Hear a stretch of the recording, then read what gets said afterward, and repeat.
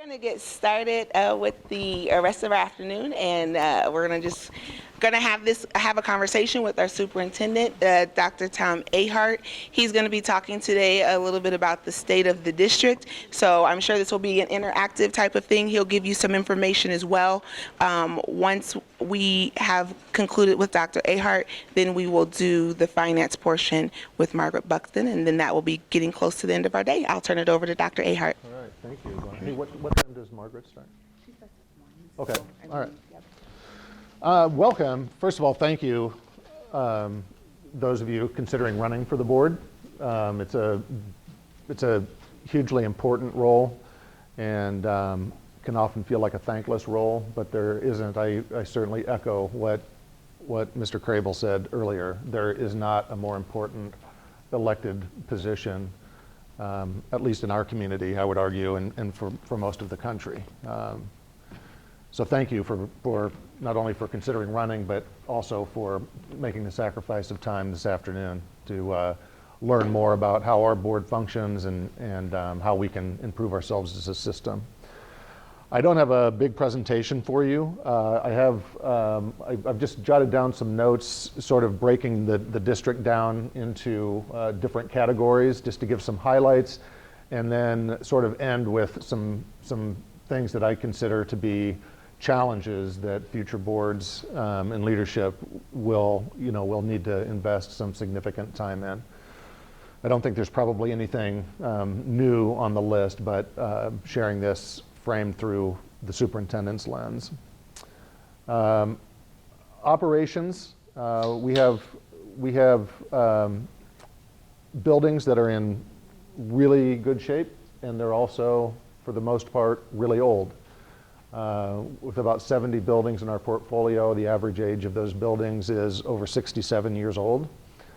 And when you look at Jesse Franklin Taylor, which is only a few years old, and the new Edmonds, which is only a few years old, and subtract those from the mix, that average age goes up significantly. So we have some buildings that are over 100 years old, and several that are approaching that 100-year mark. The stadium obviously will come up in this conversation, but to sort of frame, one thing that Des Moines Public Schools has done, I think, better than anyone in the state for sure, is the investment of the statewide penny. So while we do have old buildings, I think if you enter any one of our buildings, you will find that they are in excellent condition, that they're comfortable, that they're attractive. And despite the age, we were the first school district in the entire country to be awarded a national EPA Energy Star Partner of the Year award, and have won that award now 9 consecutive years. We're spending fewer dollars, general fund dollars.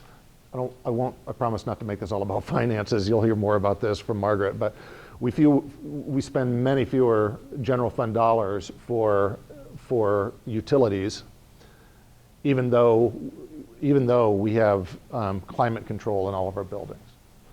So, 10 years ago, we had almost no air conditioning anywhere in the district. Now, every single one of our classrooms is air conditioned, but we're still spending less money on utilities, even though utility rates continue to go. So the board has made some exceedingly sound investments and done that very equitably.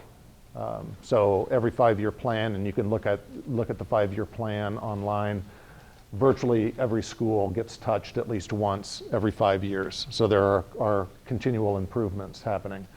We are using some ESSER dollars, the federal relief money for COVID, to accelerate some work on HVAC systems with the age of our buildings.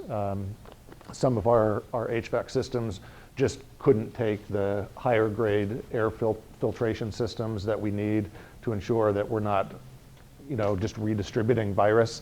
And so we're investing millions of dollars outside of the statewide penny to get some of that work done as well on an accelerated timeline. We have excellent Wi-Fi connectivity throughout the district. We increase the pipeline, internet pipeline coming into the district almost every year. We've stayed ahead of it very successfully. All of our buildings are basically blanketed with Wi-Fi, and there's also hardwired connectivity. And we have our school buildings set up such that we can turn the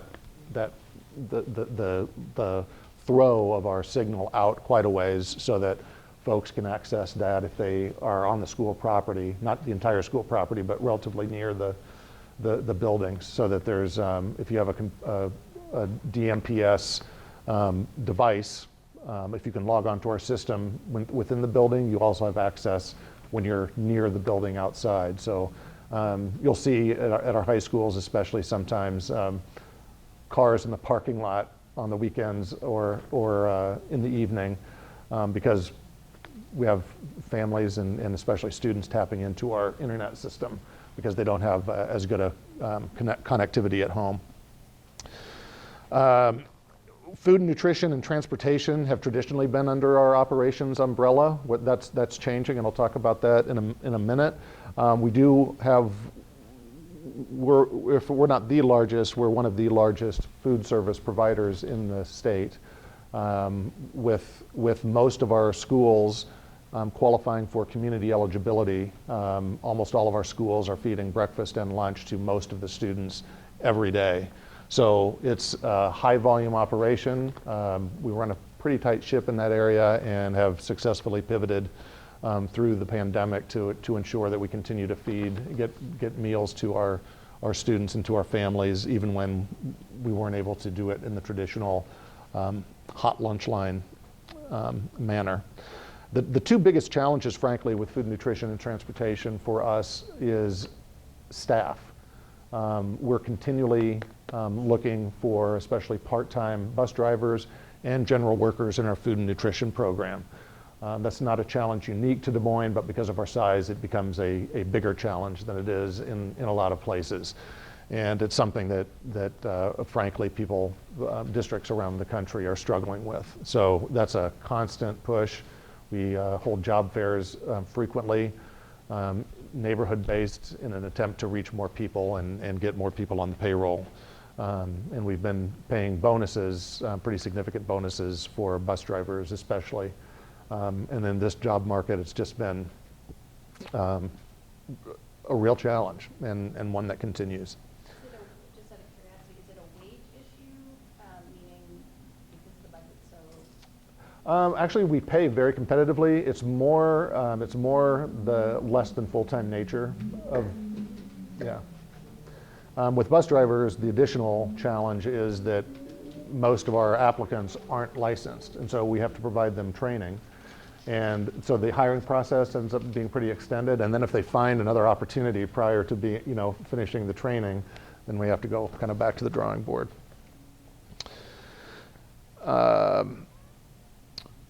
But now, actually starting this upcoming year, food and nutrition and transportation are actually going to be out from underneath the umbrella of operations, and they'll actually be part of our student support program under Office of Schools. And so food, nutrition, and transportation, primarily because of the nature of those services, where they interface with students daily, and they interact with families regularly. That's going to be under the same umbrella as our student activities,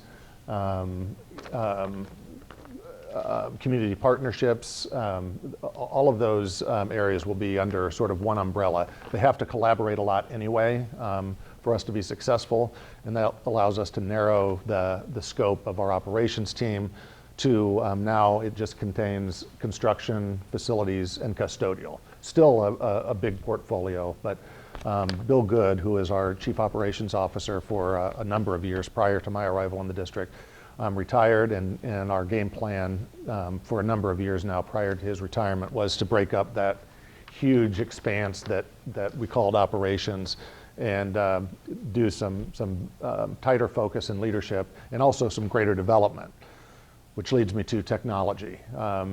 I talked about technology a little bit. We're in very good shape from a break fix and from a network connectivity and stability perspective. So we call that technology operations. What we desperately need is to up our game on information technology and information systems. We don't really have an IT department. We have our technology operations department, and then we have our assessment, data, and evaluation department.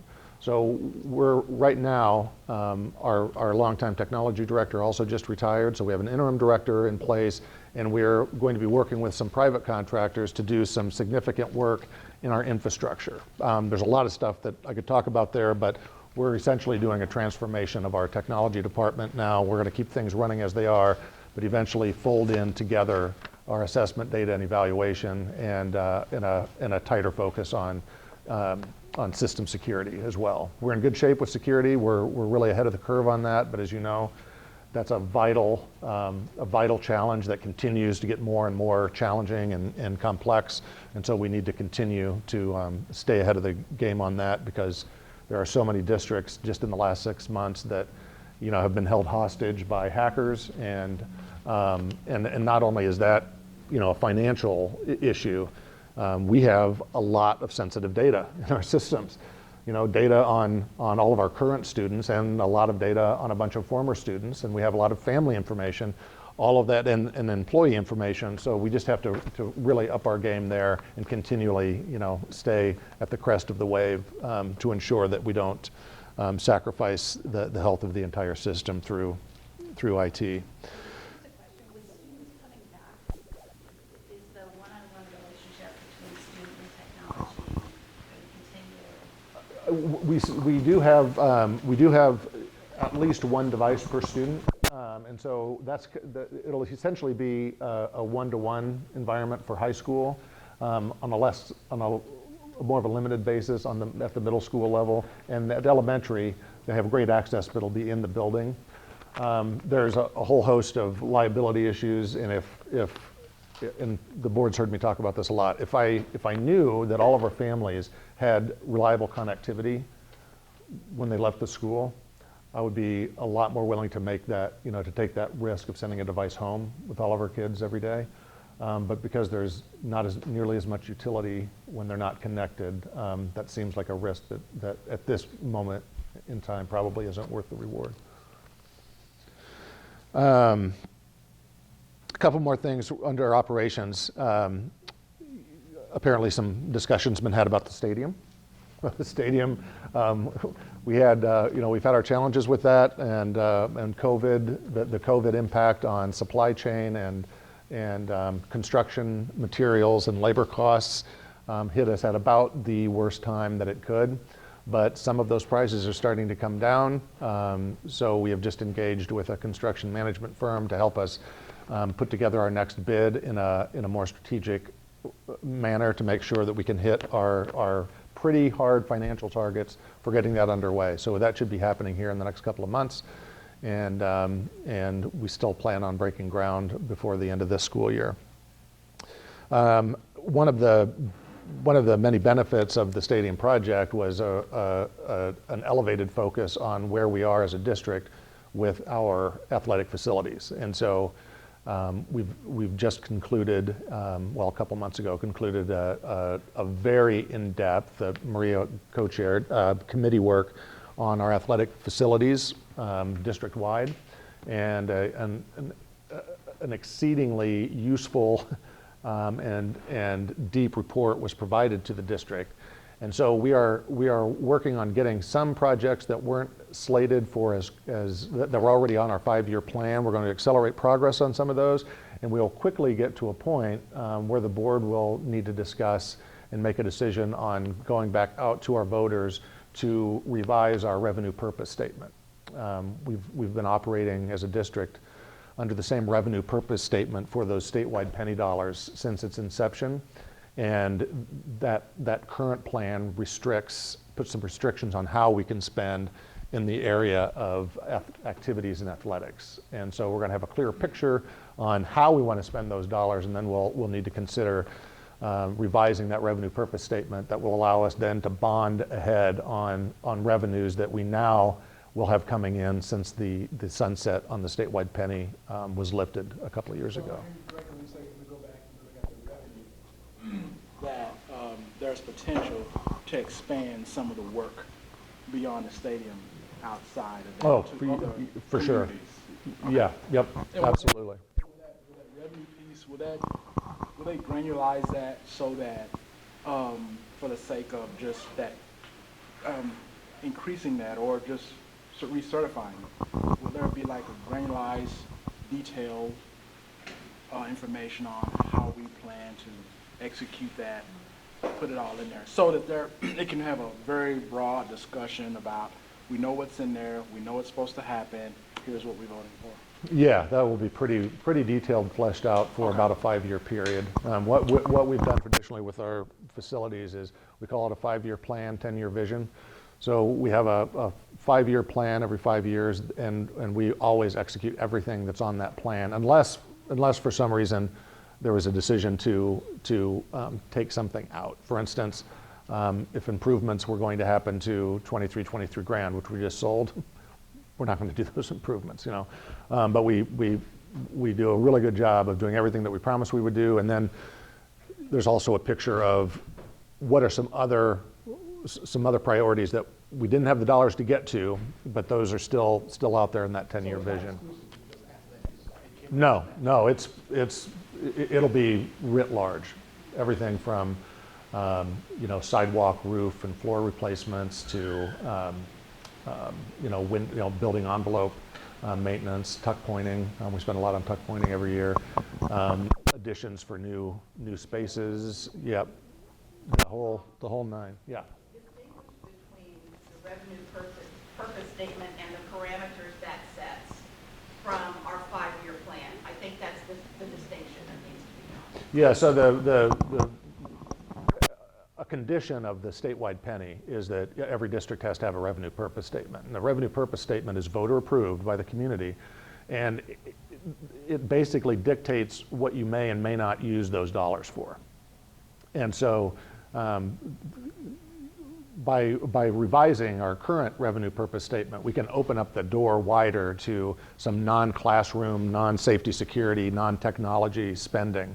I will say again, there's lots of work to be done on athletics, but I'll tell you the board has done a great job in taking care of those things that directly impact student learning. So there's always more work to do. I can tell you there's always more things on the list than we have dollars for, but there's nothing, I mean, my biggest concern right now from outside of athletics for our facilities is ensuring that we stay ahead on maintenance of all of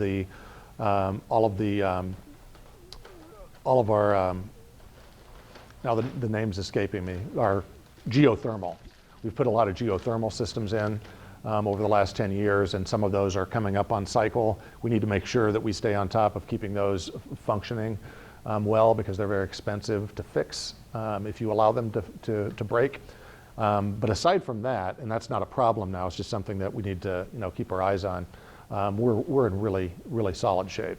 So I think the community will have I don't think we'll have a difficult time passing a new revenue purpose statement, given the track record that the district has and the detail, to your point, of the plan that we'll present prior to asking for their approval. So just to clarify, just because I think this is a process, trying to think about what AJ taught us, the report, the athletic, that was very specific to athletic, sorry, Kelly. Athletic Facilities Commission report was requested by the board or by the superintendent.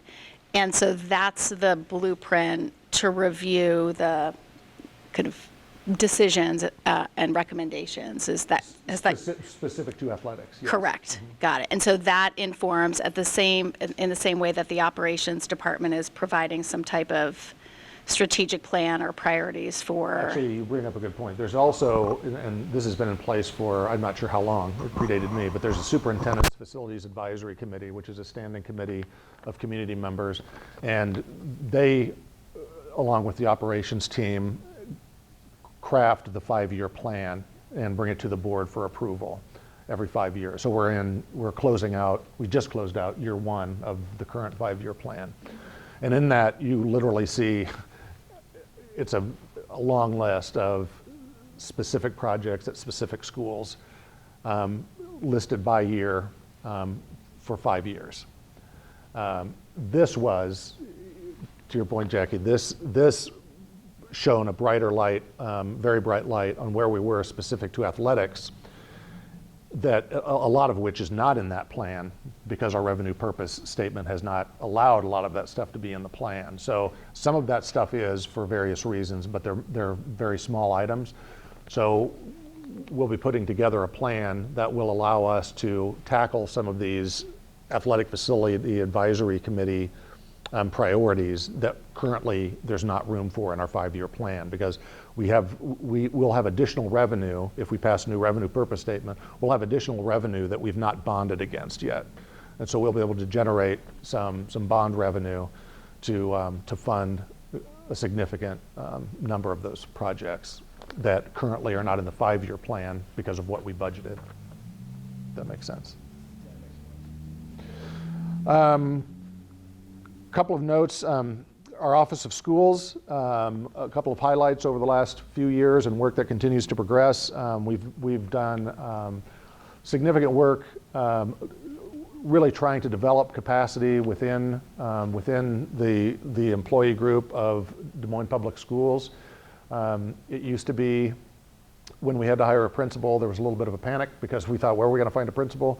We've really turned the corner on that, and now it's more difficult for somebody from outside the district to compete for a job in Des Moines because we have an active pipeline developing principals. We've done a number of things. I'm not going to go through all of those, but the idea is next to the teacher, the person that has the most impact in schools on student learning is building leadership.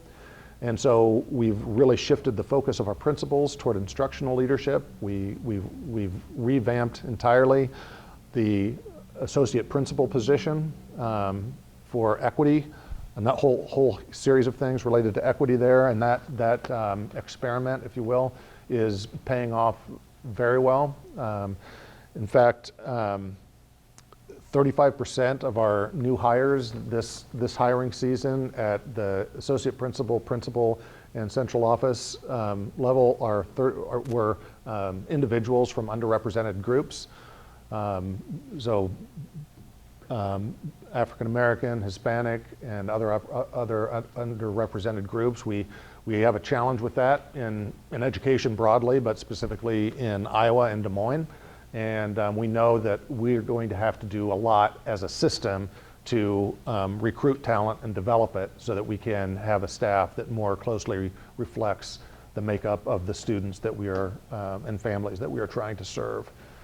Also under our Office of Schools, we have how we supervise our schools is a principal supervisor structure. So we have directors, they're principal supervisors. We have one that oversees our high schools, one that oversees our middle schools, then we have 3 supervisors that share oversight of our elementary schools.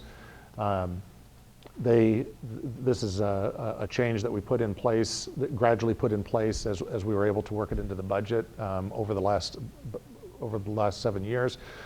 So our principals really do have on-the-ground support from their principal supervisors. And along with that, I will say that our evaluation system, not just for principals, but for all district staff, continues to evolve in light of the board SMART goals and our focus on equity. And we're doing another revision of administrator evaluation systems for this upcoming year. Another exciting piece that's tied kind of to the athletics conversation is that after years and years of trying, we actually are forming a new conference. The Iowa Alliance Conference is what it is tentatively slated to be called. We will be, as a district, moving out of the CIML, which we've been a member of for quite some time, and along with Waterloo East and Ottumwa and Marshalltown and Ames and Fort Dodge, and I'm sure I'm going to forget a district, forming a new conference. It'll be divided into a North and a South division. We think this is going to do a number of things to benefit Des Moines. We'll have a more level playing field. Our students will be playing against teams that look and have similar experiences to what we bring to the table. We still have flexibility within that conference for our teams to toughen their schedule with existing CIML schools when appropriate. and because of the geographic makeup of this new conference, we'll actually be reducing some of the travel for some of our teams, since all of our 5 Des Moines comprehensive schools will be in the South Division with Ottumwa. So it's a really exciting development. We really think it's going to drive more participation across the board in all of our athletics, and give more students opportunity and more students genuine opportunity for success. I'm going to try to narrow. Hi, Margaret. Welcome. I didn't even hear you come in. You know, business and finance, we have a very solid business and finance department. We're recognized annually for our budget processes and our budget reporting and our transparency. That has continued under the leadership of Shashank Arora, our new, not new anymore, I guess. He's finishing his 2nd year with us. Academics, you know, has really taken a turn for the better because of board action. You start seeing a lot closer alignment to what we're doing. This is where you see it, I think, most evidently, because of the board goals and the board emphasis on equity. That gives us permission to do some work that we really think is necessary. So we've implemented new curriculum for reading and math at the elementary and middle school level that is more culturally responsive and is more equitable in terms of erasing, to a large degree, the sort of white Eurocentric nature of curriculum, which impacts how a lot of our students of color can experience success in the classroom. We also, this fall, are introducing a whole host of additional elective classes that are culture specific at the high school level. So African American studies, Hispanic studies, a whole host of new offerings that are going to give a better opportunity for our teachers, despite House File 802, give our staff and students more of an opportunity to more deeply examine in an objective way how we got to where we are right now as a society, and how we can move it forward in a way that's beneficial to everyone. Yes, sir. The question I have is kind of one of those two-edged swords. Like, I really understand where you're trying to go, and a lot of the pushback that I get out on the campaign trail is, and I think just to kind of sum it up, how do you create that conversation without people feeling like, in order to have it, I'm the oppressor or the victim? And I think to a lot of parents, what they're saying to me is, you're having a conversation, so how do I tell my kids that they're not the oppressor? I mean, just creating this oppressor-victim dynamic playing out, and I think it's, you know, long term, I think it's a good conversation maybe to have, but the question is, how do you, the parents don't necessarily just check out, right? They're not voicing it, but, you know, I do sense that it's just a very dynamic thing out there that people just check. You hit the nail on the head on the pressure point on this. So as we have a committee of teachers and other leaders trying to provide guidance to our staff on House File 802, and there are two things that are the real sticky wickets in that whole, you know, umpteen-page bill. And the two sticky wickets are, number one, how do we have the right conversations without a student coming home and saying, you know, Mom, Dad, they said I'm a racist. Yeah. Right. Yeah. So, Mr. yeah. You know, Mr. Ahart said I'm bad because I'm white. Right. You know, yeah. So we need to really approach those questions in, you know, through more of a Socratic method, so that it's not teachers telling, it's teachers facilitating, and students wrestling with good source material. And forming their own conclusions. Because the other piece that's the most difficult one for us is recognizing systemic racism. We are disallowed from saying that the state is systemically racist or that the country is systemically racist. I think it's widely acknowledged that systemic racism exists, but if we can't say that, how do we talk about it honestly? And so that's going to be the other piece, because you're right. In the long run, are these the right conversations? I have no doubt. Are they difficult to have? Absolutely. In fact, it gets to, I think, probably what the single most challenging part of being a board member is, you know, having constituents that, you know, and oftentimes the most activated and engaged constituents pushing an agenda that perhaps isn't equitable for all of the students that we're charged with serving. And it kind of gets to that same, that same dynamic. I can think it's my, the second part of that, and I'm even asking myself this question, right? You know, what's the right venue to engage a 12, 13, 14, 15-year-old kid with this conversation, right? That it doesn't, the unintended consequence of it, right? That maybe kids see each other as enemies, or that one kid becomes more aggressive, one kid becomes more, you know, passive. You know, my gut reaction is this is a high-level elective class for college, and then I'm trying to figure out, I'm trying to get my hands around it, because you know, just to be totally transparent, you know, I didn't build any of it in the parameters of my campaign and the issues that I'm talking about, but I'm hearing it more and more, and I think that I'm concerned that a lot of parents are just saying they're not serious about educating kids. I don't think there's a problem with having an engagement, talking about the positive history of everyone. Everybody has made a positive contribution to this country. Yeah. That's an important thing that needs to take place, right? But where is the, I guess, guardrails about this? Because I guess I just don't want it to become an explosive proposition that undermines the core fundamentals of reading, math, and science, and that it just, everything else beyond it becomes irrelevant, and that becomes the core. And so I struggle with that, just knowing that if a kid doesn't have the core skills, right, then these conversations have a longer lifespan. But if they do have core skills to take out of the school system, then these problems eventually are going to solve themselves, right? So I mean, I'd be more than happy to hear everybody's feedback, or just get some, because I hear it. I hear both sides of the issue. You know, my gut reaction is, yes, I hear both of you. Both of you have some relevance. What is the core? And it's asked me to ask myself this question: what is the core reason for schools, and you know, how do I want to drive that outside of all that, and what's relevant and what's irrelevant?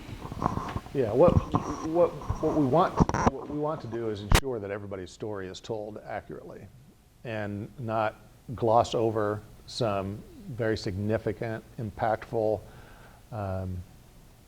developments in our history that that we're still feeling the impact of, you know, today. I think the biggest challenge with this law, there's two as I see it, aside from the actual, you know, implementation of it. One is that it would seem that the basic intent behind it was to have a chilling effect, you know, to scare people from even having those conversations. That's one. The other is that, and I've seen videos of you know, fights happening in boardrooms around the country on supposedly on this issue, but it's not really on this issue. They get stuck on this concept of critical race theory, which is not something that we delve into at, you know, at the K-12 level. But people have thrown almost everything having to do with diversity, equity, inclusion, anti-racism under that umbrella, and then said all of that's bad. And so I think if we can, at the building level especially, help our families understand what's being discussed in classes where any of these things may come up, and help them understand what the learning targets are and the content that's going to be shared, that largely goes away. So do you think probably it may be, one of the things I've been thinking about is that maybe change the direction of the conversation, and less about anti-racism and more about an inclusive dialogue about how to make sure everybody understands their story. Because I politically, I'm gonna be honest, I think it's a non-starter. From what I'm hearing, right? I ask somebody, will you sign this? And they say, no, I'm not interested. What are your thoughts on, anti-racism, critical race theory? And I mean, we see it in every aspect of our civic life that people are talking about more inclusive. And so I think the terminology and the way it's framed does kind of create a dynamic for an adversarial dialogue. Mm-hmm. And part of what I've been thinking about is how do you have a more engaged, inclusive, right? It's probably going to get me in a little trouble, but how do you move from a conversation that's heavily weighted and maybe talking about the past, but in our time here, what does 2100 look like when we're done? Mm-hmm. And that's the conversation that I'm trying to start, is that it's not, as a nation, we always evolve into something much greater than what we've been, right? History will show that. And based on that collective history of this nation, how do we start a conversation, and how does the work we do make sure that if any of us, it won't be in our lifetime, but when 2100 gets here, right, it's this whole concept of what a lot of would call original sin. Has it been redeemed? Mm-hmm. And we've moved beyond it. And so that's where I'm trying to take the conversation. Because I honestly believe if we go back, it gets into a whole can of worms that nobody can fix and solve, right? I mean, and just want to get that out there, just as a citizen, because I feel like if we go back, then we won't be able to go forward. And I think part of it is how do we create a more inclusive society, so that when 2100 comes, God willing, my grandchildren see a history that we evolved into something much better than what we were. Yeah, partnered with that is a renewed emphasis on social emotional learning that the board identified really in the same conversations around the development of the SMART goals. And while we don't have a SMART goal specifically to it, there's board policy around it, and we're making a significant investment there. And it does go hand in hand with exactly the point that you're making, to ensure that what we're doing is inviting people in, and not trying to push out, have those conversations in such a way that it's bringing folks together. To the point about the chilling effect, I'm just curious, I'm assuming teachers are getting some formal training. Yeah. And, for those that have any concerns about litigation, or they're getting those resources from the school. Yeah.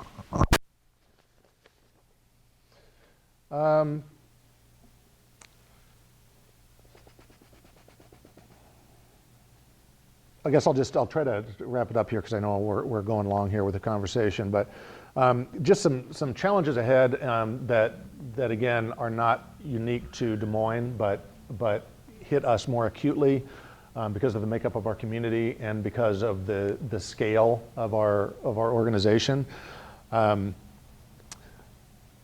Especially in our current economy, unemployment's very, very low, so some of those high needs positions continue to be a challenge to fill.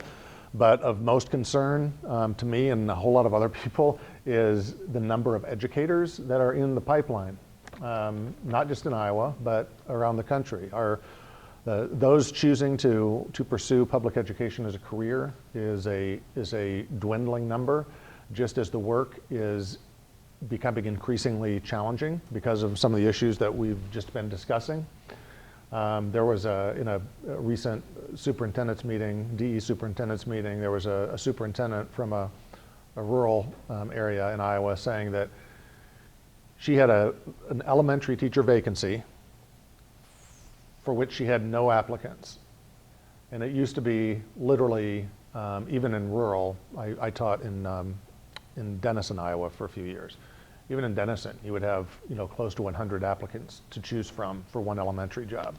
And it's just not the case anymore. And that's a big problem that's bigger than this board, that's bigger than this community, but one that we really have to take seriously, because public education is in a world of hurt if that tide doesn't change and change very quickly. We still have about 1,000 4-year-olds every year that reside within the district that do not access or do not have access to preschool. Our data makes it very clear that our students that have access to 4-year-old preschool perform much better as they matriculate through the system.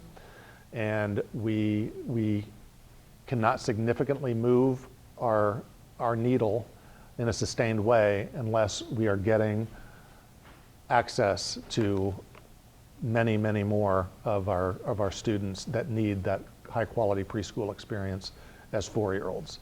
There's some possibility of some federal dollars, but under the Biden administration, but those dollars will have to be combined with other state dollars for us to bridge that gap. The polarized political environment, I would say, in many ways, both locally and at the state level and at the federal level, frankly, has made the work for board members and for administrators and for teachers more challenging. There's a sense of danger in saying things out loud and in having frank discussions that need to be had. And that's a really difficult environment in which to operate a system where you're trying to serve literally the entire community. And so I think part of the work of our district, and I think we do a lot with our students in this regard, and hopefully we can grow that up to the adults outside of the school community on civic engagement, genuine civic engagement and civic dialogue, especially board members. There's little thanks for that role. And it feels like you're on the hot seat all the time and nobody joins the board to hurt kids. So let's maybe have positive suppositions and recognize differences and process through those differences, but in a way that models what we would like to see happen with our young people. I've used way too much of my time. This turned into more of a conversation than I maybe predicted, but. And thank you, Tom, because are you going to be able to stay with us till the end? Yeah. So if there are additional questions, we should be able to have a Q&A opportunity, I think, as well.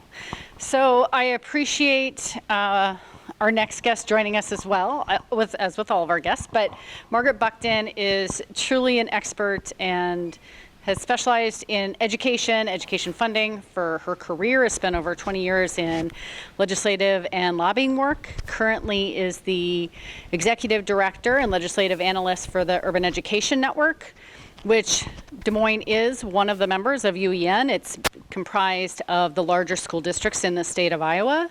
She is also a partner with ISFIS, which is the Iowa School Finance Information Services. And so she is here to talk to us about school finances. Now, do you know if she has a PowerPoint? Okay, perfect. Perfect, and you have everything in your folders. So, Margaret, I'm just gonna turn it on over to you.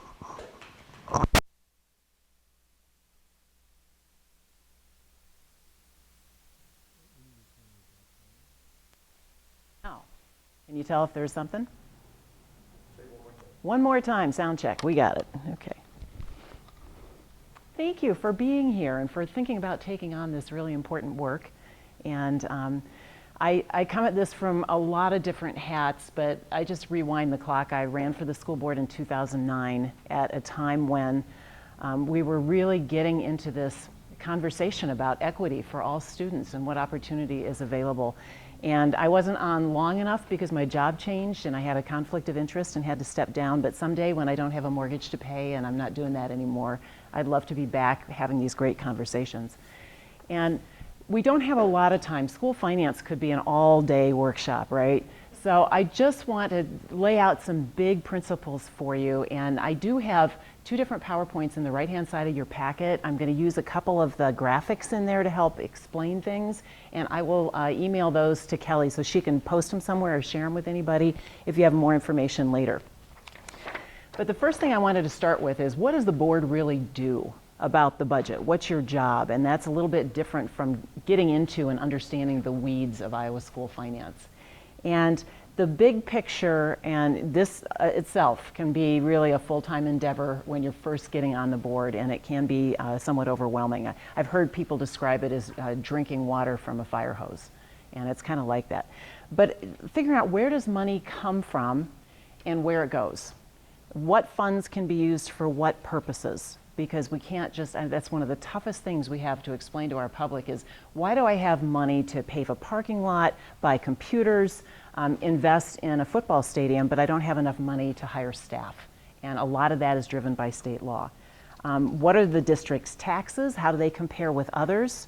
And that comparison is important for you to be able to explain why the tax rate is what it is. And again, the assumption is if taxes are higher someplace, that means a district is less efficient. And that's not true. There are inner workings of the formula that really drive that tax rate. Know the things that drive your district's finances. And you have some control over that as a board in deciding what are the priorities that we want to accomplish. And then the district comes back with, and here's what it's going to cost, or here's what we have to stop doing in order to invest in that. And then being able to identify the trends, because the picture of what it is today doesn't tell you anything. You have to know where you came from and where you're going. So the first role that you have in board work is truly compliance with state law. There are things that you have to make sure happen, and the buck stops with you when they don't. You're required by law to approve a paid bills list. Now, how many bills do you suppose Des Moines Public Schools pays in any given month? Right? It's huge.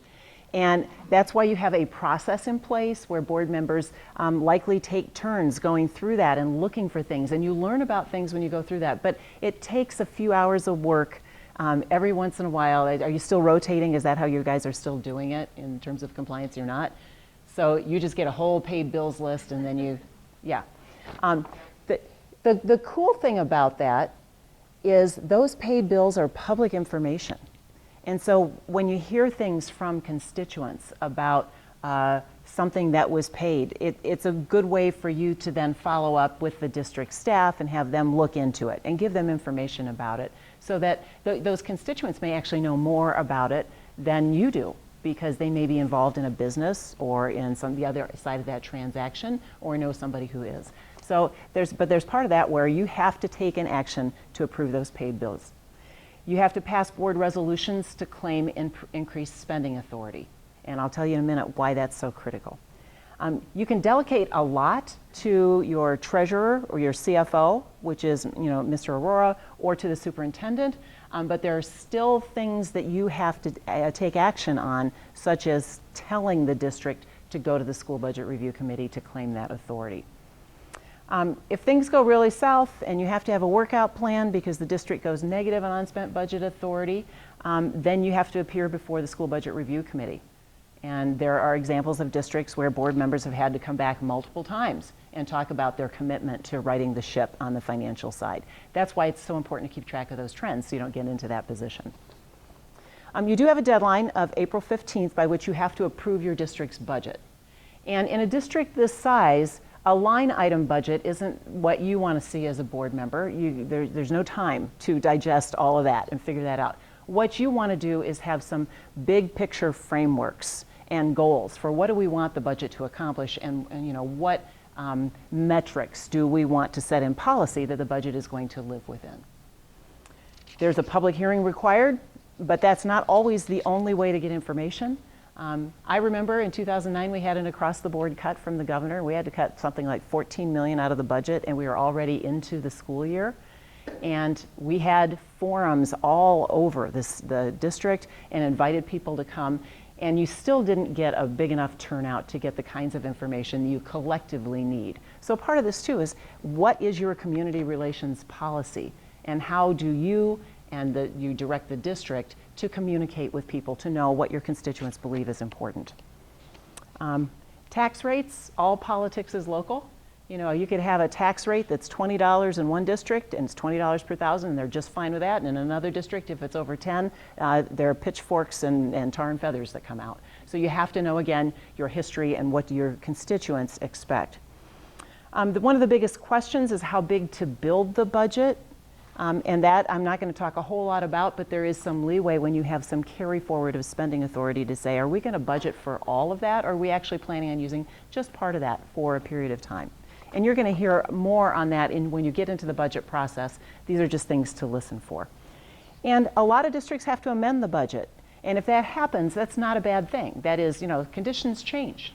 It could be finances changed. It could be needs change. And now we have to go back to the process and amend the budget. There's still a public process, so your constituents and others know what it is that is going on with that. Another big role you have in school finance is receiving the audit. And the auditors don't work for the district leadership. They work for you as board members. And they will come in and sit down and explain to you the process that they use to make sure that everything was done properly. They have, sometimes they'll have a finding that suggests that you have to do corrective action. And you really want to pay attention to those for the last couple of years if you're new to see, what's going on with that. But sometimes there are no findings out of compliance at all. So that's a really wonderful thing to celebrate with your staff if everything is going well. But we say here the only stupid question is the one that's never asked. So you want to ask questions of the auditor so that you're confident that you understand what's going on there. And then when we get to the school finance discussion itself, know the key financial trends to watch and pay attention to those. We've got a definitional document in the left side of your packet that defines those key financial trends and measures for you. The really important ones, unspent budget authority, and I'll talk about that in just a minute. The solvency ratio is just a measure of cash, how much cash you have. Enrollment trends right now are crazy because of several things that are outside of your control in the district. Things like a pandemic, where students and families may have relocated to other places or chose another kind of education. Things like changes to diversity plan legislation, where you no longer can regulate open enrollment in and out of the district. And so you're going to have a lot of unknowns in the next couple of years, and it might take a while for that to all even out. One of the critical things to understand, too, is building level staff and staffing ratios. When financial trends go negative, it typically happens because enrollment drops and we didn't adjust staffing at the same time. And I've seen many times all over the state, in large districts and small districts, where boards push back on staff reductions, really concerned about things like class sizes and making sure kids have access to program.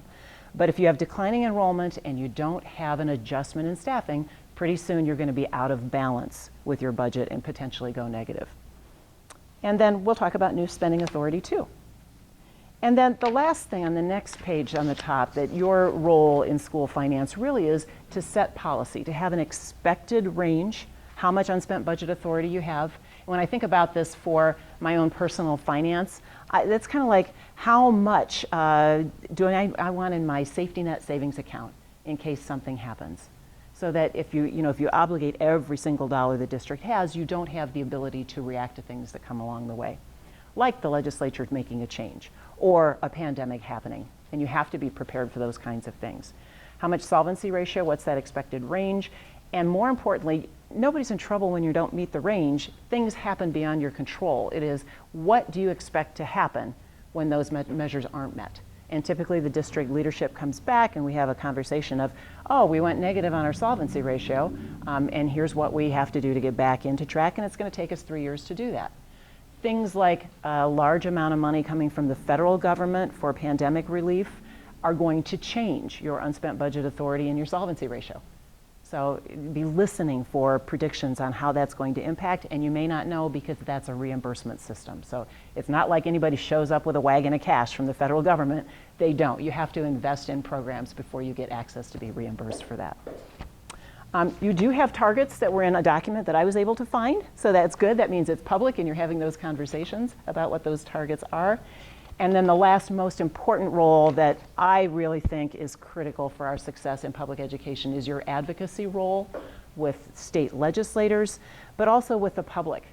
And sometimes you may know somebody who's connected to a legislator in another community. You may be able to help them reach out to their legislators as well. So your reach can be farther than just your Des Moines Public School district boundaries in influencing legislative action and helping to keep the public informed. So with that, I'm going to switch over to the other PowerPoint. and talk just a little bit about the basics of school finance. And we're going to go ahead to about page 5 here, where you have this chart. And on the top of the blue chart, these are all the different kinds of funding sources that you have in Iowa school finance. And everything here on the left is funded by taxes. And it could be taxes at the local level or taxes at the state level. Because if you get money from the state that comes from the founding formula, where does that come from? Income and sales taxes that are paid to the state. You have different funds that have specific purposes, like the management fund can only be used for 5 individual things. The PEPL fund, physical plant and equipment levy, can only be used for specific things, like technology and buses and new windows and improving things at the building level. When we get into conversations of equity, it's really important to understand too that the PEPL levy, if you have $1.67 in every district in the state, that doesn't bring in the same amount of money for every pupil that is served by that PEPL levy, because we have different amounts of property value in every district. And I'm going to show you a map that confirms that. But that's an important reason why you may see different investments in different districts, because there's different tax capacity to make that happen. The things on the right, they are theoretically supposed to be funded by parent pay or by things that aren't taxes, and I say theoretically because that doesn't always work. We might have a student nutrition fund that isn't fully funded. That happens all over the state, those kinds of things. Well, there are 4 basic principles in Iowa school finance, and if you understand these things, then you can really talk on the elevator with a constituent or while you're waiting in line at the grocery store. And the first one is that it's a student-driven formula. So the amount of money you have is based on how many bright smiling faces come to school and are counted on October 1st. The second is that your school budget is budget limited, not tax rate limited. So if you know anything about city finance, all cities can have a levy rate of $8.10 per thousand. And that brings in a different amount per capita in cities. The school finance formula is more equity driven on the general fund, because it's whatever that levy takes to generate the amount of money that is required by the state to go into the formula. So at $7,227 a kid, in some districts it's going to take a higher tax levy than others. That tax rate is driven more by the formula than it is by district actions. You have an aid and levy worksheet that if you ever sit down and go through that, it's got hundreds of lines of detail in it. And there are really only about 6 or 7 different things that you as a board can effectuate in that. The rest of that is a state-driven formula. And then lastly, districts can only spend things on allowable purposes. It's kind of like the game Simon Says. You can only spend money if you're allowed to in a particular way. And that really constrains, in some respects, our creativity for problem solving. So we spend a lot of time at the Capitol asking for extra flexibility in things, because not one size fits all. And that's really evident in looking at our enrollment differences. Our funding sources, and a lot of people may not believe this, but only about 36% on a statewide basis of the funding for schools comes from property taxes now. If you ask the average Iowan how are schools funded, they usually will say property taxes. That 56% from the state is a higher amount, a higher contribution than the national average. And that, I think, makes it difficult for the state to keep up with funding on a regular basis, because they're taking on a bigger burden of it than in a lot of other places. And just a little bit in federal funds, just over 4%, but this is a normal year. This isn't this year. So this year we're going to have a bigger federal fund contribution. It'll return to normal in no time, I'm quite sure. So the next thing we're going to talk about is spending authority. Spending authority, the easiest way to picture this is imagine if there's one child you know. For me, I'm going to say Sam Buckton goes to Hoover High School and he takes with him a credit card. And that credit card allows Hoover High School and the Des Moines district to spend on his behalf $7,227. And collectively, all the children that come to the schools bring with them the credit card amount. And the reason we use a credit card as an analogy, it's not necessarily funded. So there are some times that the state takes money off the top. You could have an across-the-board cut, or there are positions at the DE that take care of preschool that come off the top of state aid. It doesn't mean that you necessarily have the cash, even though you have the authority to spend on behalf of those students. You get that cash a different way. That spending authority is the number of children times the cost per pupil, and it's always 1 year delayed. So this last year, October 1st, when we were short almost 1,000 students in Des Moines Public Schools, that's K-12, short a bunch in preschool too, more than that, 1,000 students K-12, that was the enrollment count that sets our budget for this coming year. If all of those students come back, we still have to figure out how to educate them. And there's a school finance twist on that too, I'll get in just a minute. That cost per child is set by the Iowa legislature, which is why it's so important to keep tabs with what our legislators and our governor are thinking about the necessity to invest in our schools. And then it's sometimes called the supplementary assistance rate, SSA. It used to be called allowable growth, so all of us that have been in school finance for decades still like to say allowable growth. I like the term better. Supplemental sounds like it's extra, more than you need, and really it is the cost of doing the business of school that is funded by that legislative decision. And then that spending authority is funded by a combination of state and local taxes. You're not allowed to exceed your spending authority, and when districts do, that's when they get notices from the Department of Education. They have to come in front of the School Budget Review Committee. If you keep track of trends, you'll never be in that position. You just have to pay attention. You do, if you accumulate spending authority at the end of each year, that can then be an allowable part of your budget for the next year. But you have to be careful with that if you've got accumulated spending authority. If you were to say, obligate it for a significant salary increase, and it's one-time money, a year or two down the road, all of a sudden you'll see that trend going really south. So you have to think about that source of money. It's kind of like what you have in your savings account isn't the same thing as annual income. And you have to, in that case, it only can be spent on general fund expenditures. Correct, yes, we're just talking about the general fund now. So this concept of spending authority only applies to the general fund. Yep. There's a chart on the bottom of the next page that I think really helps to illustrate this difference between cash and spending authority.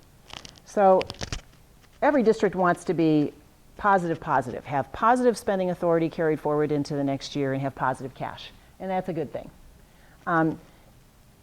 If you're in situation 1 here and you're negative, okay, everybody knows that's bad, right? But the other two, situation 2 where you have an ending fund balance, you've got cash in the bank, but you overspent your credit card limit, that one is probably worse than situation 3 where you have that credit card limit available, you've got the ability to spend, but you don't have the cash. The reason for that is that if you have overspent your cash, you can technically borrow from other funds within the district. There's a process for that. You can have a cash reserve levy the next year that recovers it. There are ways to locally solve that. If you overspend your spending authority, the only thing that you can do, the only choice you have ahead of you is to cut your expenditures. Now, there's one story of a rural district who actually asked all of their alumni to give them a gift, and they got $790,000 to get out of a negative hole. And that's the only time, it was probably 15 years ago, and that's the only time I heard of a district actually getting out of a negative spending authority situation so they didn't have to go to the SBRC, but it took a tremendous effort for them to do that. And I'm not sure that would ever happen again anywhere else. The next chart is one of my favorites. When you see all of our UEN advocacy information, this chart will be in there many times. And it is a trend line, a history of that legislative action on the per pupil cost. So the per pupil cost, clear back in the 70s when it was first started, we had some big spikes on there, one as high as 14%. Well, we had high inflation at that time too, so it's not surprising that the cost of doing the business of school would be high. But you can look at this trend line and certainly see pretty easily that in the last decade, we have not had big increases in those individual student costs. Yes? I have a question. On Yes. the midline here. Yeah. At one point in time, Iowa was considered to have the best education system in the country. Right?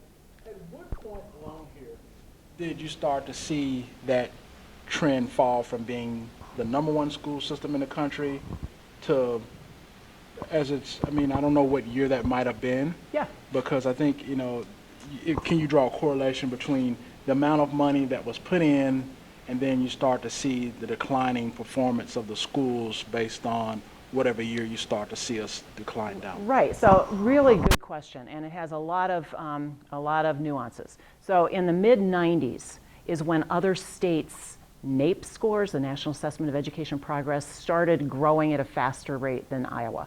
And Iowa was at the top.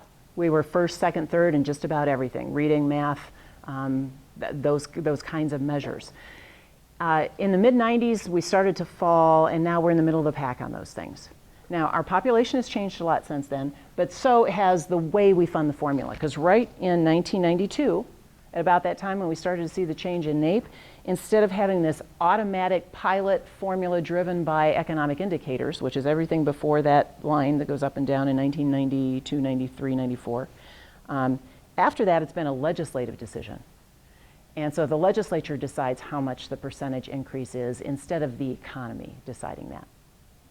So when I did some analysis on what percent of our gross domestic product for the state is invested in this formula, it's quite a bit lower today than it was in the 90s, in the 80s, and in the 70s. Does that number reflect the analysis that you're looking at? Does that indicate if we made a collective decision that we were going to be on top again, how much of that GDP would we need to Would we have to use? That's it. Yes. Yes, there are different answers to that question. Right now, we're about $1,100 per student behind the national average investment. Okay? When we get to what we spend the money on in just a minute, it may become clearer how we answer that question. And there are different answers to it based on who you talk to and what's important to them. But I would say yes, if we adequately invested, we would see a difference. There are weightings in the formula because not all students require the same amount of investment to educate to success. A couple of examples we have on here. The first one is special education. And there are 3 levels of special education weighting. All of those are driven by policies and practices that say, here is the individual education plan for that student, and it requires these things. And based on what those things are, the area education agency works with that IEP team to assign them to that weighting. So the district just doesn't get to say, all of our kids in special ed are level 3. There's a lot of oversight on that. But it's based on what needs they have. The highest weighting, 2.74, that just basically means if you take that cost per student, that 7,227, multiply it by 2.74, you'll have another $24,000 to spend on special education for that level 3 student. Now, if your school business official is in the room right now, I might make a joke and say, and that covers all the needs of level 3 special ed students, and you say, absolutely not. You might have a student as high as $180,000 to $200,000 for one student. And what happens if you don't get enough from the collective weightings of all those kids times their needs, and you have to provide the services in there. We're a fully funded state in that you use your cash reserve, your property taxes to pay for that shortfall. Now, the good news on that, when people from outside of Iowa hear that, they say, what? You don't have to cut the rest of your education budget to take care of special ed kids? They think that's great. Property taxpayers sometimes don't like to use property taxes to pay for things at all. So we're kind of in that political box as a board member, and how do you advocate for this? We have a conversation about this every year. On a statewide basis, our special ed deficit, which is the amount we spend more than we get in revenue from these weightings, is about $160 million. And if we were to ask the legislature to fund that, last year they put $26 million new dollars into education, 26. If we asked them to fund $160 million special ed deficit, your cost per pupil would likely not go up for years. So it's one choice or the other. What's the most important thing? If you put the money into increasing that cost per student in the formula, the weightings generate more. You'll have more for your special ed students with less of it coming from property taxes. But if we ask the legislature to fund this, you would be in a world of hurt in providing adequate salaries, benefits, enough staff for the rest of the education program. Margaret, how Yes. does the overlay of socioeconomic status factor in? So, Yeah. sorry, Kelly. How does the overlay of socioeconomic status factor in? Because there's free and reduced, there's like lunch as an example. Where does that fit in this? Well, It doesn't. Yeah. It doesn't. I mean, I know there's been advocacy at the legislature for that. Right. And We have a little tiny amount. There's 10 million statewide that's allocated in at-risk funds. Half of that is based on your free and reduced price lunch population for grades 1 through 6. So $5 million allocated statewide for poverty. There is no other funding stream for poverty in our state funding formula.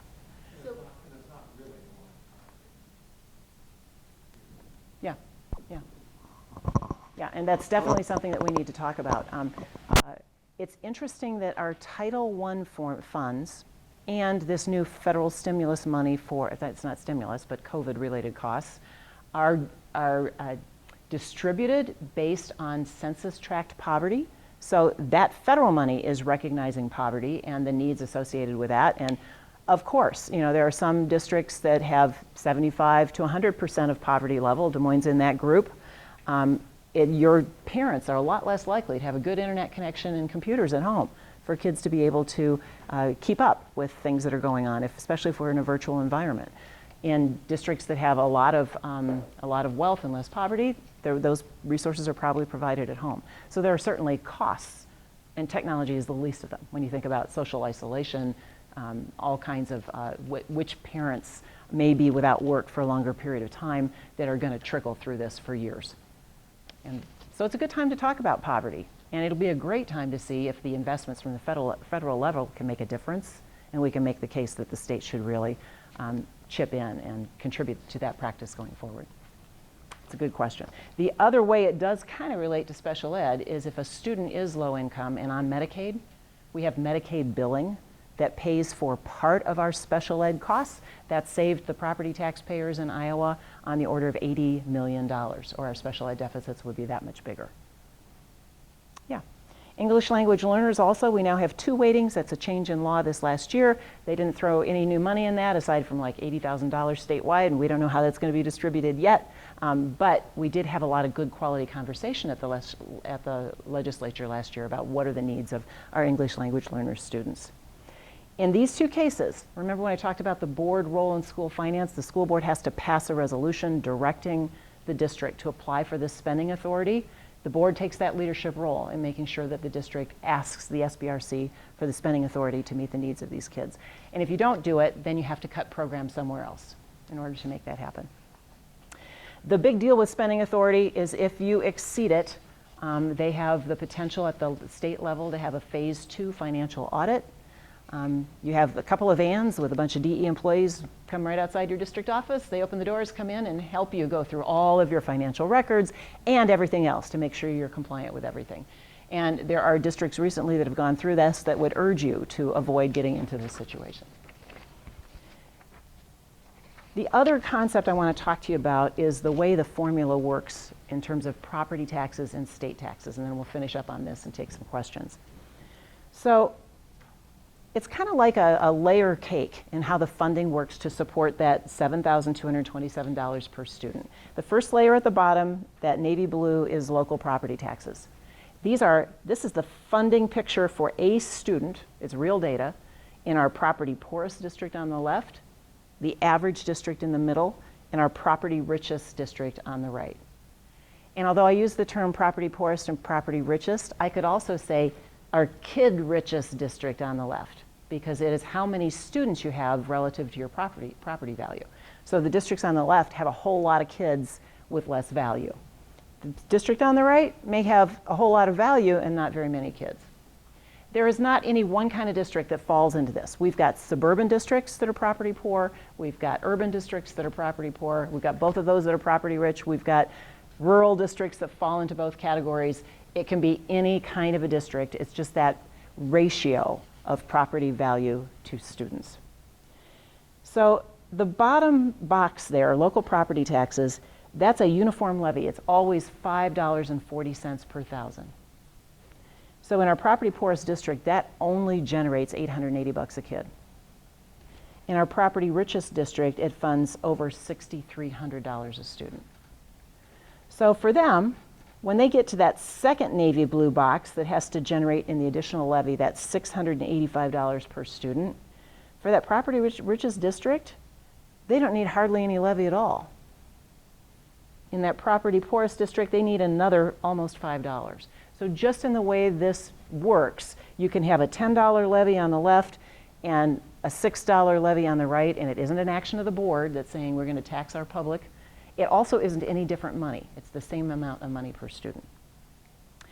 And then this is another public policy issue that the state has chosen to do. They've frozen that additional levy at $685 a kid.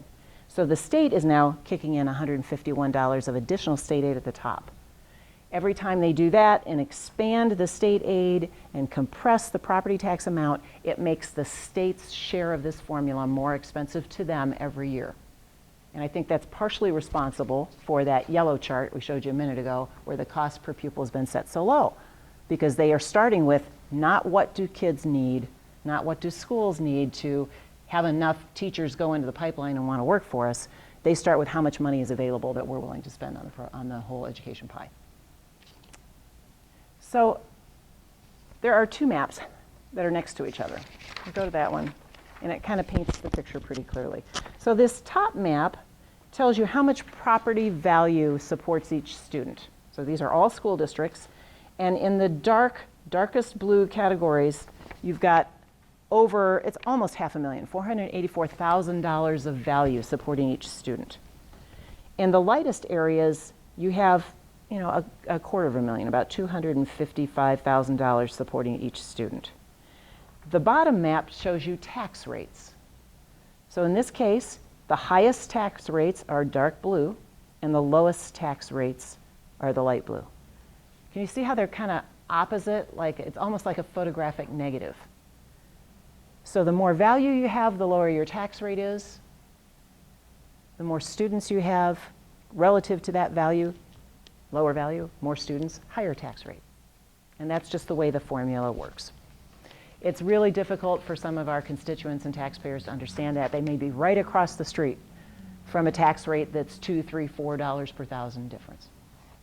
Margaret, for Yeah. Des Moines specific, how does commercial And nonprofit, I feel like I've heard something about that as well in the tax conversation. You bet. So there are different classes of property, and they're taxed differently. So residential property, because it has a rollback and it's only taxed at about 50%, about half the market value of your house is what you pay property taxes on. So if you have a suburban area that's all residential, they don't really have enough value to support their kids the same way an urban district doesn't.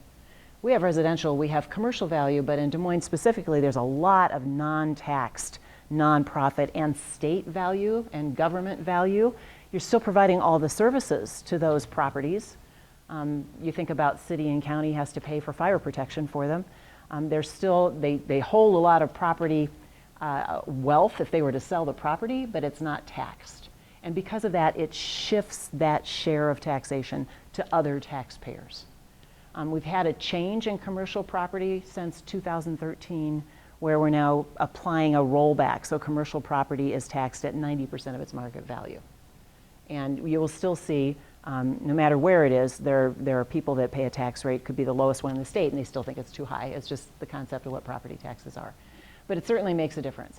It also makes a difference where low-income families and services and low-income jobs exist in terms of attracting people to certain areas. And so, Des Moines has a great distribution of wealth among our student population, but with 75% of our kids on free and reduced price lunch, they're not living in the $400,000 home, which is essentially what it takes to fund one kid in education if that's all property tax funded. Certainly makes a difference. Our tax rates for this upcoming school year, the highest, the maximum about 10 years ago used to be $24 per thousand. Now it's $19.98. The minimum used to be over $9, now it's down to $7.87. The legislature has taken several actions to lower property taxes for taxpayers through the school funding formula and through the extension of the state penny for school infrastructure. And those things are going to continue to drive down people's property taxes as we go along. Des Moines now at $16.06. When I was on the board in 2009, we didn't want a levy that was higher than $18.50 per thousand. So it's change. I think that gives us some chance to talk to our constituents and say, what are you as a property owner willing to invest in our schools to make sure that our kids are ready to be full participants in civic and economic future that they have ahead of them. Complicated stuff, and we don't have enough time to go into it more, but I gave you all of this, and my phone number and email's on there, and we can talk through any of it in the future, but we have, I think, a little bit of time for questions. Do we? Good job, nobody falling asleep at almost 2 o'clock at the end of this long day with it being warm in here. That's an accomplishment when we're talking about this stuff. I have a general question. Yeah. What do you see based on this? Because if I'm trying to connect all the dots, right, just from a strategic point, we look at what the legislature tried to do this year with the public school system, right? That politically they have the numbers to move the needle a little bit. Do you see the potential long term of them taking this very concept and saying, well, we need more help? Because I mean, in my neighborhood, what I see is a lot of people putting the for sale sign in their yard, right? And I think I kind of have an idea why, but one or two reasons. That's why I brought the equity question. And so maybe 24, 36 months down the line, they say we need to change the funding formula, right, which will put places like Des Moines at greater risk of being underfunded, right, and that more affluent districts get more money. I mean, from looking back at this, yeah, I mean, that scares me when I see it, because I'm thinking easily politically, you can say, well, we're paying all the taxes, we got more kids, we need more help, we need equity. Right. And so So the first thing, I start with that, take a step back and say, why is it in everybody's best interest to have all of our students educated? And we have to talk about this in that, in the stakeholder language that our taxpayers and our legislators understand. If we invest up front, it's like the Midas muffler guy, right? You can pay me now or you can pay me later. But if you don't pay me now, the full muffler costs a lot more than a repair. And the same thing is true if we don't invest in education for our students. We spend more on criminal justice outcomes, on poverty outcomes, on lack of contribution to our economy through taxes. And I think we have to change the way we're talking about it for both our taxpayers and the people in charge at the legislature today to hear what it is that we're saying. And one of the biggest differences, you hear Superintendent Ahart saying, we don't have applicants for jobs, we don't have people in the pipeline. Why is that? We either aren't competitive with the wages and benefits packages of the private sector, which is a big part of it right now, or we aren't talking about education in a way that attracts people to the field.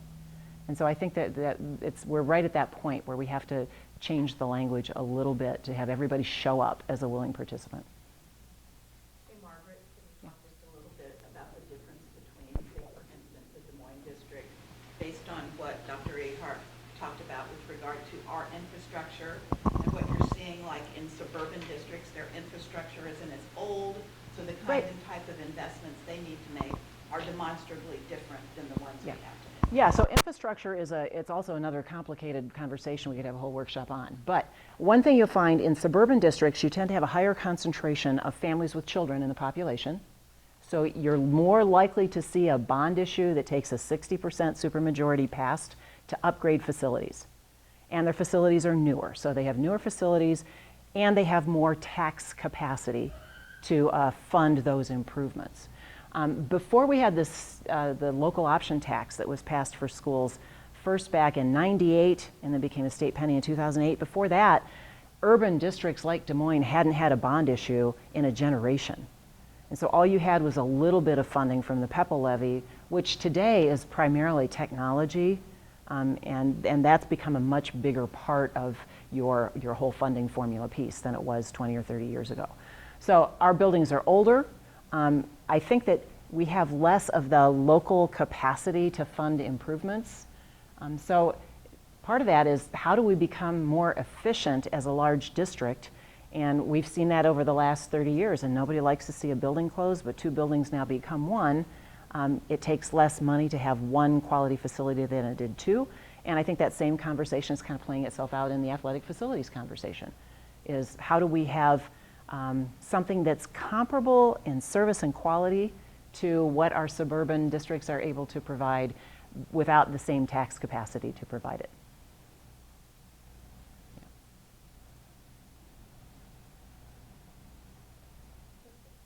Tom, do you want to come up here too, in case folks have questions for you as well? So then we can just open it up as a larger Q&A?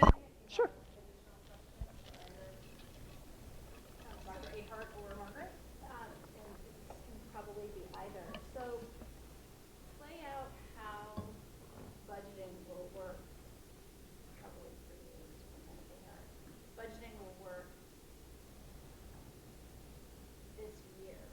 So you're starting this year 1,000 short, 1,000 enrollees short. That's the way the budget is designed. So let me talk about theory for a minute, and then you can talk about Yeah. practice. So I didn't cover a thing called on-time funding, and it's the joke about it. It's neither on-time nor funding. But if you have 1,000 more kids show up this year, then your board can pass a resolution to ask the school budget review committee for the spending authority, the credit card limit, so that you can spend on them this year. Because when they show up, you can't just say, sorry, second grader, you got to come back next year, right? That is all funded by local property taxes or your cash reserve.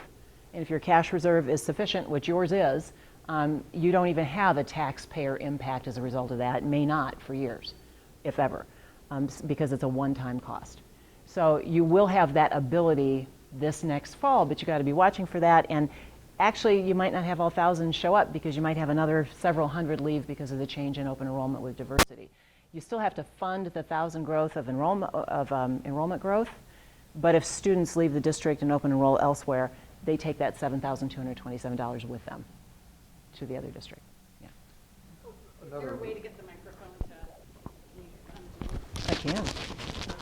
Another closely related to that is we're anticipating some refugee resettlement in October. And there's going to be likely a significant number of students that we welcome into DMPS after October 1st. And if you heard Margaret say earlier, it's not really based, our funding isn't based on last year's enrollment, it's based on last year's enrollment on October 1st. So those students that we happily welcome in, not only will we educate them without funding to back them up this year, they also won't have generated any funding for next year. So we will go, we will go to the SBRC for spending authority, and thankfully we're in a position where we have cash reserves so that we can actually do that without going back to the taxpayers. But that's a well that is only so deep. So the tricky, probably the trickiest thing about budget, and it's interesting hearing how districts around the country do it. We have to certify our budget by April 15th. And there are still a significant number of unknowns on April 15th, not the least of which, that hasn't been an issue the last 2 years. For several years prior to that, we didn't even know what our state funding was going to be when we certified the budget. And so sometimes we're forced to make some pretty dramatic course corrections because we just don't have a crystal ball and we don't have adequate information to make strategic decisions. And that's one of the things that we try to emphasize with the state is we need to be in a position to be strategic. And too often we have deadlines that prevent us from making well-informed decisions just because the information is not available yet. So the trick, and this is the trick with the big challenge in budgeting. We were in essentially stable enrollment through 2 years ago, for at least since I've been superintendent. And by stable I mean we called, for budget purposes, if we projected 200 growth in enrollment, we called that flat because there's so much variation that's unpredictable. Here's your enrollment count history. Yeah, so you had growth for a long time. Yeah, and so then you kind of have a double whammy because not only do you, after the first year of enrollment loss, you're kind of in this what feels like a spiral, and you have to cut in advance of what the funding is because you have to anticipate that even if I had 32,000, let's use the number 32,000 students on October 1 this year for next year, if we anticipate that we're going to drop another 100 students, let's say, then we need to stay in front of that, until it reverses. So it kind of hits you, it feels like it hits you twice.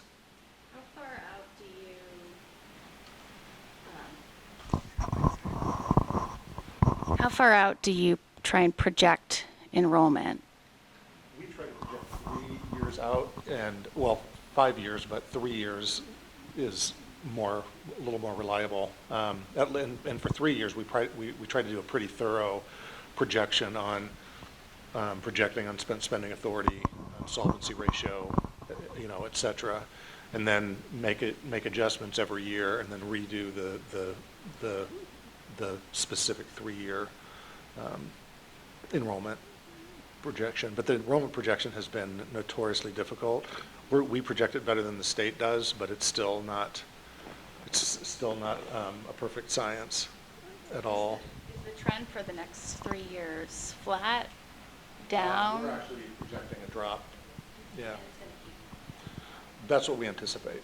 Now with the Biden administration and refugee resettlement maybe changing, that could stabilize it a bit, but we also have our voluntary diversity plan has gone away, and there are other avenues for families to get public money for school choice, and we don't know exactly how that's going to impact us yet. Actually, one follow-up on that. So if somebody is a homeschool, but can't they access certain programs, Des Moines programs, and so how does that funding? Yeah, we get if they're a registered part of our homeschool program, I don't remember what the weighting is. 0.4. 0.4. Yeah, and there's another whole kind of homeschool that has no affiliation with the school at all, independent private instruction, which has no funding associated with it. Right? For school or parent? Yeah, there's nothing that goes to either the parent or the school, right? Yeah. Question on the refugee resettlement. Are these people that are new to the Des Moines community? And if so, is there no federal money coming with that? Yeah, there's federal money coming in. Not very much. Not very much. They have a safety net for somewhere in the neighborhood of 3 months. I guess the question is the money that's coming from the federal government, right? Is it realistic for the student, or is it just they're saying, well, here's a small amount, you figure the rest out? Oh, well, the resettlement money doesn't go to the district. Yeah, that doesn't go to the district at all. No, Right. sorry. Is the district receiving any money from No. the federal government? Now, over time, those families will tend to stay low income for a while. They'll be counted in the census count for low income. It could change. Communities that have resettlements of refugees might have a higher distribution of the Title I money going forward. But with that comes huge obligation on how you spend it. So I wouldn't say that's a panacea. I'm thinking like, there should be, the most things, most new programs, in public financing, there's like the one-time cost, to maybe get, the one-time cost on the new fire truck, right? But then, you have the maintenance cost, which drastically reduces that. But that one-time transition cost, I was wondering, if that's something that probably should be talked about. Because you're asking school districts to take on that without the additional. Yes. Right, yeah. Yes. That's And probably they'll where likely. it shows up, but otherwise, nothing. That's correct. I wanted to circle back on a question that you asked earlier, Lloyd, about where Iowa is in the rankings and when we started to fall. And I should have said something about that at that time, because there are still some rankings where Iowa is doing remarkably well. So we're number 1 in the country in graduation rate at 91.6% or something like that. We're number 1 in the country in the number of students that are graduating high school with some college credit. We have increased the percentage of students that are taking higher level math courses and science courses throughout the state. And we've got some pretty amazing career and technical education programs that are, I would say, the envy of the world. Some of those in Des Moines that are pretty amazing programs. And so when you look at the whole picture, there are some things we're doing remarkably well, despite the funding challenge that we have.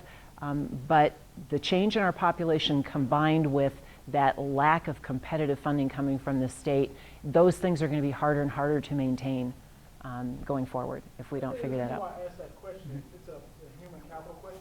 Because I really feel like if, you can go put $1 billion in tax packages, but it just seems to me that the future workforce is going to drive GDP growth in communities, is going to be able, whoever can go out and sell to prospective investors, whether it be corporations or new people come in, to say, hey, look, we've got a well-developed workforce that can drive productivity, you'll yield profitability, and you pay these people a certain amount of money, they'll prosper and it'll drive our overall economy.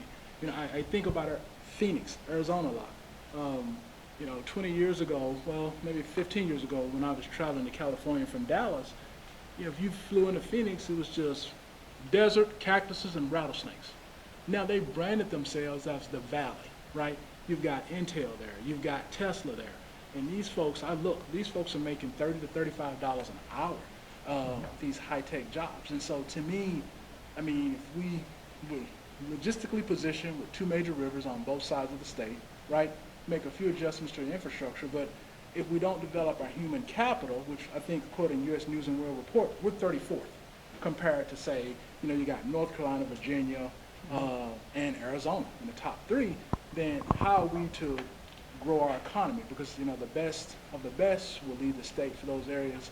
And so my concern is that you're going to have, if we don't make these investments, right, you're going to have, low wage, high poverty area, and that the people that are paying taxes are being over-leveraged, which will force them to make decisions. So it's like a strategic ball that's rolling downhill, and that's why I asked it, because what do we need to be able to generate those results and tell that story to kind of solicit those investments that drive, supply chain links, the more jobs, more creation, and that people will stay in their state and not say, hey, here I come Minneapolis, here I come Chicago, here I come Phoenix, yada, yada, yada. So that was the reason why I just,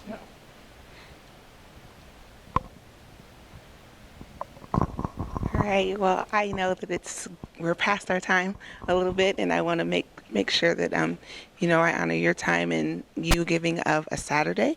There's just a few things left on the slide that we want to remind you of for those of you who are going to be running for the board. You'll see that there are just some things, your filing requirements, affidavit of candidacy, and nomination petition. The filing dates, in case you don't know, are August 23rd through September 16th at 5 p.m. Election day is November 2nd, and then swearing in day here for our district is November 16th. So I would encourage you all to continue to ask questions, to continue to reach out to any one of us board members, the superintendent as well, Margaret, AJ's back there, any one of us that you want to reach out to. Please do as you're going through this journey and this process. We've been through it, and so we want to be able to support you as you are going through. So again, please reach out to us all, and we thank you for joining us today.